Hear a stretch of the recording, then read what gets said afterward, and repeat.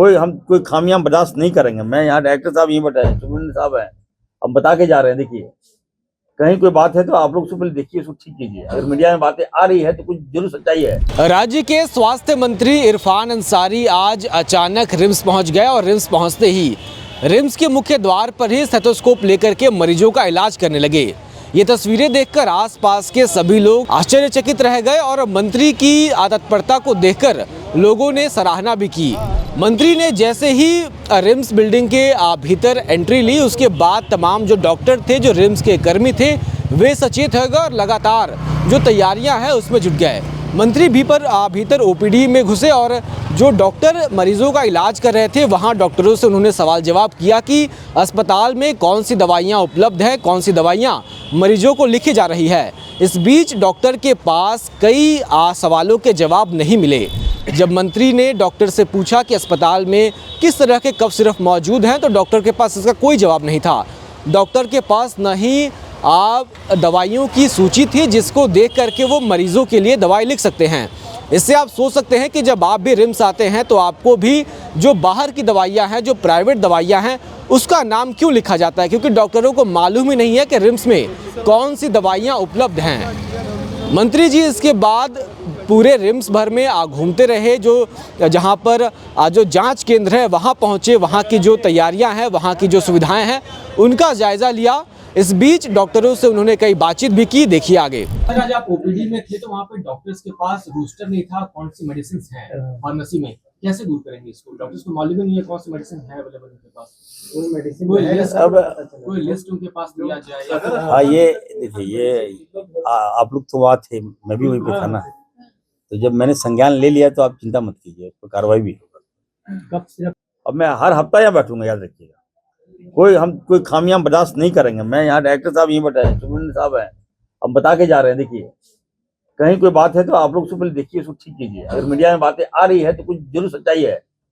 अब ये नहीं कहते कि गलती लिखता है मीडिया, कुछ जरूर सच्चाई होगा तभी लिख रहा है वो, तो इसको ठीक कीजिए आप लोग, अब बता दे रहे हैं।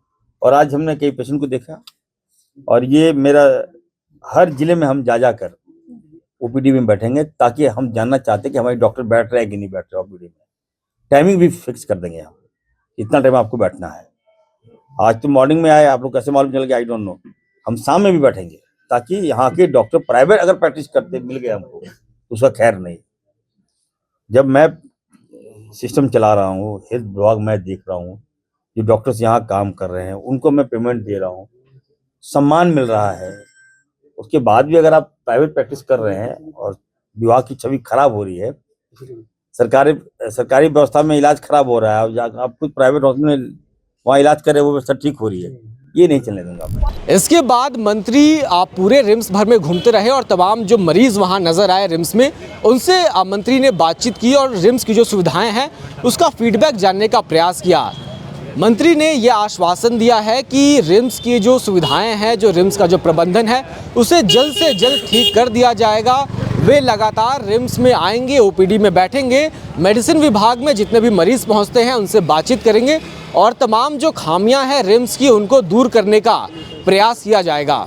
कि मैन पावर साथ ही साथ वेंटिलेटर और मैन पावर दोनों आएंगे, ताकि साथ ही साथ चले, और उसके दोनों प्रयास चल रहे हैं। मतलब इधर वेंटिलेटर का बताया था, 75 वेंटिलेटर का तो परचेज प्रोसेस ऑन है, और हमारे करीब 125 वेंटिलेटर चल ही रहे हैं अलग अलग डिपार्टमेंट में। तो अकेले वेंटिलेटर का हॉस्पिटल तो नहीं बनाना है, वो मैं आज भी कह रहा हूँ, और वेंटिलेटर अकेले आ जाने से वेंटिलेटर नहीं चलेंगे, वो आज भी कह रहा हूँ। लेकिन हम ये भी कह रहे हैं कि ऑलरेडी डिसीजन रिजर्व्ड है, पुरानी एजेंसी से मैन पावर हम ले रहे हैं। जैसे ही ये डिसीजन आ जाएगा और शायद उसी समय तक वेंटिलेटर आ जाएंगे, तो दोनों प्रोसेस, अब ये मत कहिएगा कि कल ही शुरू हो जाए, दोनों प्रोसेस एक साथ हम कोशिश कर रहे हैं करने की, और दोनों आ जाएंगी तो मैन पावर वेंटिलेटर दोनों साथ आ जाएंगे। आपको क्या लगता है, क्या स्वास्थ्य मंत्री डॉक्टर इरफान अंसारी के रिम्स में औचक निरीक्षण करने से क्या कोई सुधार आएगा?